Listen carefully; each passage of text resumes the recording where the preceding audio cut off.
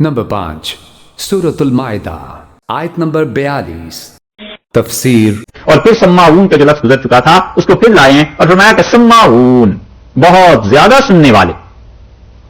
یہ جو آیا ہے دوبارہ، یہ اصل میں جو ان کا اگلا فعل ہے اس کے لیے دوبارہ اسے فرمایا سماعون، سماعون للکذب، بہت زیادہ بڑے جاسوس جھوٹ بولنے کے لیے، جاسوسی کرتے ہیں آ کے تاکہ جھوٹ بولے جا کے، اکالون، اور بہت ہی بڑے کھانے والے للسحت، حرام کو، بڑے حرام خور، بہت بڑے حرام کے کھانے والے اور بہت پرلے درجے کے جھوٹ بولنے والے۔ دیکھا ہے کہ قرآن نے جو کچھ کہا ہے، اب بھی پوری دنیا میں کوئی قوم ان کے ٹکر کی نہیں ان دو کاموں۔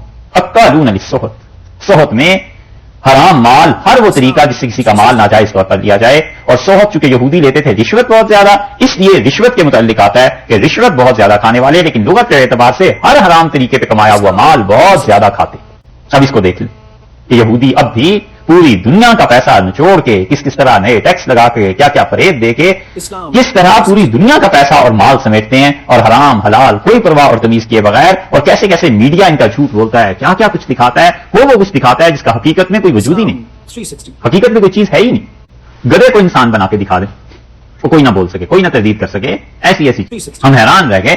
انگلینڈ میں اور کئی برس کی بات ہے، پہلی مرتبہ گئے تو ایک ریلوے اسٹیشن سے باہر نکل رہے تھے، انسان کا جسم سارا اور اوپر گدھے کا سر لگا ہوا، بہت ہی حیرت ہوئی کہ یا اللہ یہ کیا چیز ہے۔ تو کسی سے پوچھا تو وہ ہنسنے لگے، انہوں نے کہا یہ بہت جگہ مل جائے گی، یہ تو یہاں روزمرہ کی باتیں ہیں، آپ نے پہلی بار دیکھی؟ ہم نے کہا ہم نے پہلی بار دیکھی۔ وہ لگتا ہی نہیں تھا کہ انسان اور اس کا چہرہ، اور مطلب پتہ ہی نہیں چل سکتا تھا کسی صورت کہ یہ چیز نہیں ہے حقیقت میں، اور تصویریں جوڑی گئی آپس میں۔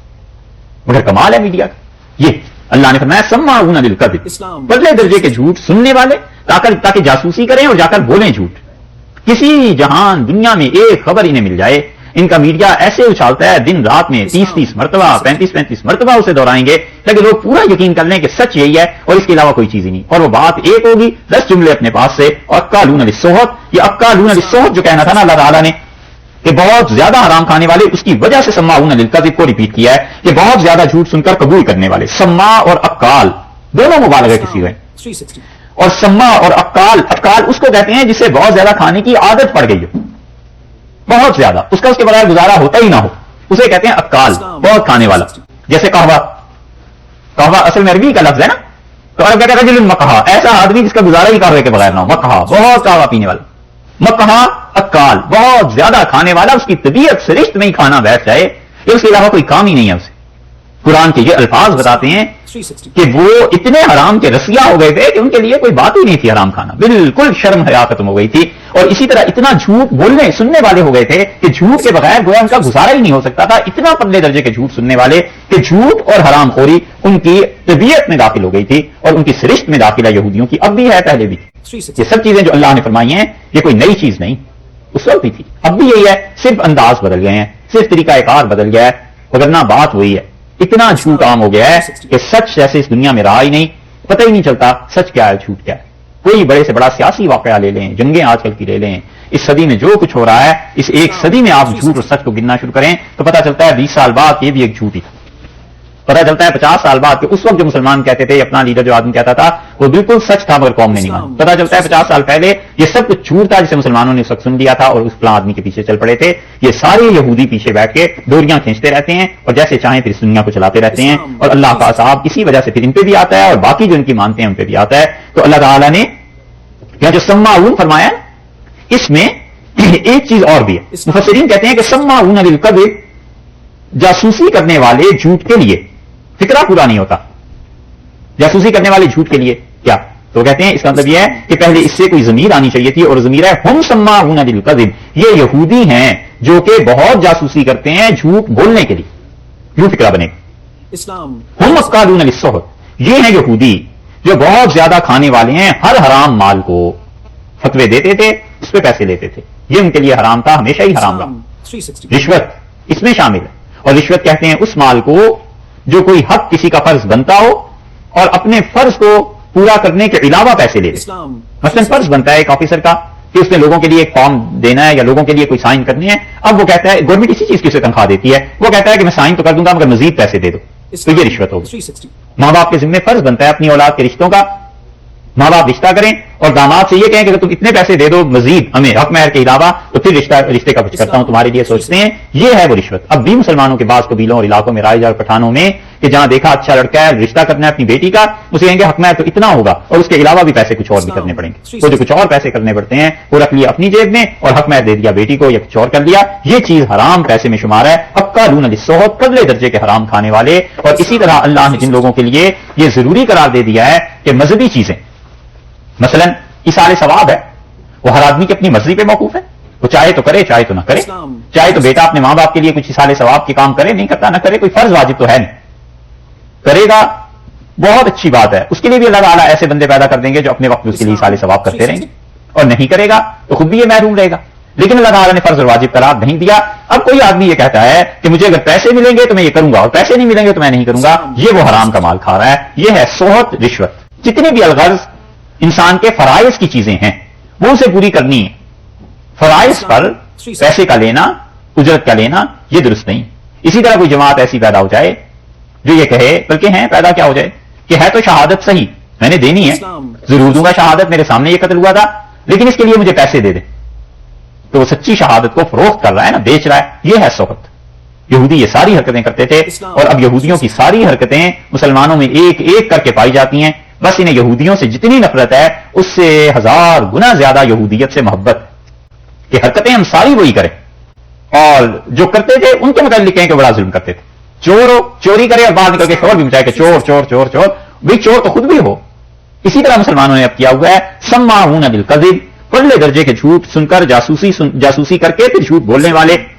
آپ جا کر کہیں کارنامے ان کے کھولیں جو کچھ ایسٹ انڈیا کمپنی نے رکھا ہوا ہے. ایسٹ انڈیا آفس لائبریری میں ہندوستان کی پوری تاریخ آزادی وہاں پہ مرتب ہے. 400 برس کی چیزیں محفوظ ہیں, اور اتنی محفوظ ہیں کہ یہ نہیں کہا جا سکتا کہ یہ چیزیں آج کل میں لکھی گئی ہوں گی. اور قرائن اور یہ چیزیں گواہی دیتی ہیں کہ جو کچھ لکھا گیا تھا, رپورٹنگ وہ ساری سچ ہوئی تھی. ان میں اکثر و بیشتر ہندو, مسلمان, سکھ پیسے پہ بکے. فلاں مندر میں فلاں برہمن تھا اور وہ جاسوسی کیا کرتا تھا کہ اس علاقے میں کون کون سے ہندو ہیں جو انگریز کے خلاف ہیں.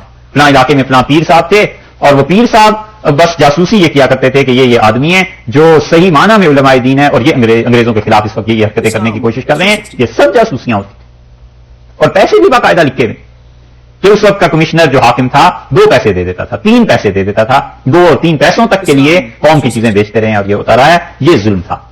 تو جب کسی گھر میں خود منافق پیدا ہو جائیں اور جب کسی بھی قوم میں خود ایسے لوگ پیدا ہو جائیں جن کے متعلق امن اور اطمینان نہ رہے, بھلا کوئی خواب بڑا کام انسان کر سکتا ہے. نیچرل بات ہے کہ انسان کو انسانوں ہی پہ اعتبار کرنا ہے. آپ ڈاکٹر پر ہی اعتبار کرتے ہیں تو جاتے ہیں کہ ڈاکٹر صاحب جو ہیں وہ صحیح دوائی دیں گے, اور اگر غلط دوائی دے دے تو مر گیا بندہ, گیا کام سے. اسی طرح ہر چیز کے اعتبار ہی پہ تو آدمی جاتا ہے. یہ اعتبار مسلمانوں کا اٹھ گیا. نتیجہ اس کا یہ نکلا کہ اجتماعی کام رک گئے, کہ اجتماعی کاموں کے لیے آدمی جائے کہاں, کس کو کہے. جتنی تحریکیں چلی ہندوستان کی آزادی کے لیے, اس میں بھی تحریکوں میں ایسے ایسے لوگ شامل تھے جو یہی کام کرتے تھے جو اللہ نے یہاں فرمایا کہ سماعون للکذب, پرلے درجے کے جھوٹ سننے والے تاکہ جا کے جاسوسی کریں. یہ چیزیں ہوتی ہیں کہ جی مطلب بڑا کام ہے, کوئی اس کے لیے کچھ لوگ مل بیٹھے. اب اس کا یقین ہو جائے کہ سب لوگ اس چیز پر قائم رہیں گے, یہ مسلمانوں میں بڑا مشکل ہے. نتیجہ اس کا یہ نکلتا ہے کہ بڑے بڑے سٹیپس لینے کی کسی میں ہمت ہی نہیں پڑتی.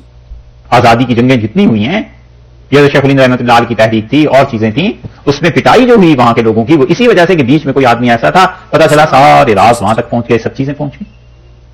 یہ بات یہاں پہ اللہ تعالیٰ نے فرمایا کہ سماعون للکذب اکالون للسحت, پرلے درجے کے حرام کھانے والے اور جاسوسی کرنے والے, اور اس جاسوسی کرنے کے بعد اس چیز کو آگے پہنچانے والے. فَإِن جَاءُوكَ, اگر یہ لوگ آپ کے پاس آئیں, فَاحْكُم بَيْنَهُمْ, آپ ان کے درمیان فیصلہ کیجئے, او یا عارض, اطلاع دیجئے, تغافل کیجئے, عنہم, ان سے.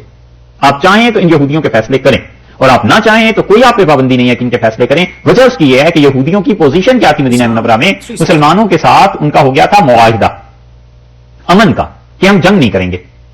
اس معاہدے کے روح سے وہ وہاں کے شہری تھے, نہ تو وہ ضمنی تھے کہ ان کا مقدمہ کرنا رسول اللہ صلی اللہ علیہ وسلم کو فیصلہ کرنا ان کے لیے ضروری ہوتا, اور نہ وہ مسلمان تھے کہ شریعت ان پہ نافذ ہوتی. بس وہ مدینہ منورہ کے شہری تھے. اللہ نے فرمایا چاہیں تو آپ ان کا فیصلہ کر دیں, اور اگر نہ چاہیں آپ تو آپ ان سے اعراض کر لیں, ان سے تغافل برتیں, ان کا فیصلہ نہ کریں. آپ کو دونوں صورتوں کا اختیار. اسی لیے اصول کی بات یہ ہے کہ اسلامی حکومت میں ایک ہے جنرل قانون, وہ تو اس سب پر نافذ کیا جائے گا. ہاتھ کا کاٹنا ہے تو سب لوگوں کے لیے ہوگا. اسی طرح اصولی ہے اگر کوئی ڈاکہ ڈالے گا تو سب کے لیے ہوگی. اور ایک ہیں لوگوں کے پرسنل لاز جو ان کے نکاح کے متعلق ہیں, طلاق کے متعلق ہیں, خالصتاً نجی معاملات ہیں. شریعت کہتی ہے انہیں اس کے حال پہ چھوڑ دو, اور یہ آپس میں جو کچھ بھی اپنے نجی معاملات میں کرتے ہیں ان کا کوئی بھی نمائندہ جو کچھ آ کر کہے گا تم اسے نافذ کر. یہ شریعت نے انہیں اجازت دی ہے, آزادی دی ہے. اور اسی وجہ سے نبی کریم صلی اللہ علیہ وسلم کے زمانے میں جو لوگ تھے بہت سے ایسے تھے کہ جن کا اپنا کوئی قانون تھا اور رسول اللہ صلی اللہ علیہ وسلم نے ان قوانین کو یعنی اسلام کے قوانین کو ان پر نافذ نہیں فرمایا, بلکہ ان کے اپنے قانون کو نجی ان کی جو چیزیں تھیں اس میں رہنے دیا. مثلا غیر مسلموں کے نکاح, شادی, شخصی معاملات تھے نا. وادی قرا کے یہودی تھے, عیسائی تھے, اسلامی حکومت کے ضمنی بنے, اور رسول اللہ صلی اللہ علیہ وسلم کو معلوم تھا کہ حجر کے جو مجوسی ہیں اور نجران کے اور یہ لوگ وہاں کے مجوسی ماں اور بہن کے ساتھ نکاح کو درست سمجھتے تھے. رسول اللہ صلی اللہ علیہ وسلم نے نہیں چھیڑا, آپ کی موجودگی میں یہ قانون چلتا رہا. آپ نے کہا ٹھیک ہے, ان کے اپنے قوانین ہیں مذہبی اعتبار سے. عیسائیوں کا ایک فرقہ ایسا تھا جو لوگ عورت کی عدت گزارے بغیر نکاح کے قائل تھے, اور یہاں تک کہ بعض ان میں بغیر گواہوں کے نکاح کے قائل ہو گئے تھے. رسول اللہ صلی اللہ علیہ وسلم نے نہیں چھیڑا کہ بس ٹھیک ہے ان کے نجی معاملات ہیں, ان کے پرسنل لاز, ان کی فقہ, ان کی جو بھی چیز ہے اس کے مطابق کر دیں گے. اور غیر مسلم باشندے جو اسلامی حکومت کے ہوں گے اگر وہ ایسی چیز کریں جو حکومت وقت سے تعلق رکھتی ہے, جیسے چوری ہے, فساد ہے, ڈاکہ ہے اور اس قسم کی چیزیں ہیں, تو ان چیزوں کو پھر ان لوگوں کے قانون سے ہٹ کے جنرل جو لاز ہیں ان کے مطابق کیا جائے گا. ستی کو روکا جائے گا اس لیے کہ وہ تو انسانی جان کا ضیاع ہے. ستی انگریزوں نے بھی تو روک دی تھی 1921 میں, 20 میں منع کر دیا تھا. تو یہ چیزیں ہیں وہ اسی آیت سے پتا چلتا ہے کہ رسول اللہ صلی اللہ علیہ وسلم کے لیے اللہ تعالیٰ نے فرمایا کہ اگر یہ لوگ آپ کے پاس آتے ہیں, فیصلہ کرانا چاہتے ہیں, آپ کر دیجئے, اور اگر آپ ان کا فیصلہ نہیں کرتے تو بھی کوئی ایسی بات نہیں ہے, یہ آپ کا کچھ نہیں بگاڑ سکتے. یہ ایسے لوگ ہیں جو طلاق دینے کا بھی کوئی حرج نہیں ہے آپ کو. ان حکم کا, اور اگر آپ ان کے درمیان فیصلہ کریں گے فاحکم, تو فیصلہ کیجیے گا بینہم بالقسط, ان کے درمیان انصاف کے مطابق فیصلہ کیجیے گا. پہلے یہ فرمایا کہ فاحکم بینہم او اعرض عنہم, آپ فیصلہ ان کے درمیان کر دیں تو بھی ٹھیک, آپ ان سے چہرہ مبارک کو پھیر لیں, نہ فیصلہ کریں تو بھی ٹھیک. وَإِن تُعْرِضْ عَنْهُمْ, اور اگر آپ ان کا فیصلہ عنہم ان سے نہیں کریں گے فَلَن يَضُرُّوكَ شَيْئًا, یہ ذرہ برابر کچھ نقصان نہیں آپ کو پہنچا سکتے, بالکل کوئی تکلیف نہیں دے سکتے. کیونکہ ڈر یہ تھا کہ اگر رسول اللہ صلی اللہ علیہ وسلم فیصلہ نہ کریں تو یہ جا کر کوئی شرارتیں نہ شروع کر دیں کہ ہم تو گئے تھے, ہمارا فیصلہ نہیں ہوا, لڑائی شروع کر دیں اور کوئی چیز. اللہ نے فرمایا کچھ نہیں بگاڑ سکیں گے آپ کا. وَإِنْ حَكَمْتَ فَاحْكُمْ بَيْنَهُمْ بِالْقِسْطِ, اور اگر آپ نے فیصلہ کرنا ہے تو پھر ضروری ہے کہ انصاف کے متعلق فیصلہ ہو. کیونکہ رسول اللہ صلی اللہ علیہ وسلم کے دل میں یہ جو واقعات آپ نے سنے ہیں وہ قتل کا واقعہ, اور دوسرا واقعہ تردد پیدا ہو گیا کہ اس مقدمے میں اگر میں فیصلہ نہیں کرتا تو یہ ناراض ہوں گے, اور اگر اپنے دین کے مطابق فیصلہ کرتا ہوں تو بھی یہ ناراض ہوتے ہیں. ان کا فیصلہ کیا جائے اور یہ چیزیں جاری رہیں تو اللہ تعالیٰ کی ناراضگی کا خدشہ ہے. تو اللہ تعالیٰ نے فرما دیا کہ یہ چیز ہے, آپ فیصلہ کریں یا نہ کریں آپ کو ہم اختیار دے رہے ہیں, لیکن اگر فیصلہ ہوگا تو وہ انصاف کے مطابق ہوگا. ان اللہ یحب المقسطین, اور اللہ چاہتا ہے انصاف کرنے والوں. جو لوگ انصاف کرتے ہیں خدا انہیں پسند کرتا ہے. اس سے معلوم ہوتا ہے کہ انسان کو انصاف پر قائم رہنا چاہیے, اپنے ذاتی معاملات میں, گھر کے معاملات میں اور ملک کے معاملات میں. جس درجے پر جو آدمی فائز ہے ان سب کو انصاف پر قائم رہنا چاہیے. جتنا انصاف اور عدل کرتا رہے گا اللہ کے اتنے ہی پسندیدہ بندوں میں شمار.